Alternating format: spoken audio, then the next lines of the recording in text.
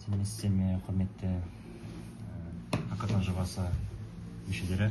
Жалпы біздің жобамыздың аты осы CTI жобасы. Бұл жобаның ерекшелігі бізде білетінімізде Қазақстанда e-өтініш деген платформа бар. Ал бұл жердегі барлық нәрсе жабық түрде өткізілсе, бұл CTI жобасы бұл ашықтықты арттыруға бағытталған, және де бұл халық, бизнес және мемлекетті байланыстыратын ашықтық бағытындағы жоба болып табылады.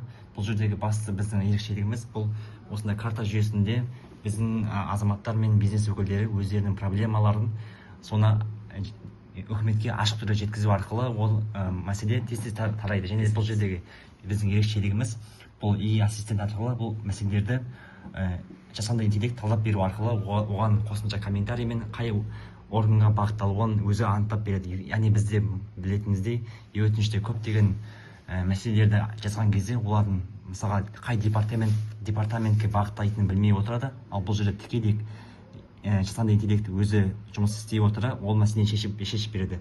Жалпы біздің осы жобамызда үкіметке деп арналған бір аккаунт бар. Ол жерде үкімет осы мәселелерді қарау арқылы оның маңыздылығын және қай жерде қай уақытта шешу керектігін анықтай алады. Жалпы осы біздің қосатын үлесіміз бұл Қазақстандағы осы демократияны арттыруға бағытталған жоба. Осы арқылы біз еліміздегі көптеген мәселелерді үкіметке халық арқылы тез жетуін қамтамасыз етеміз. Жалпы біздің құндылығымыз осы.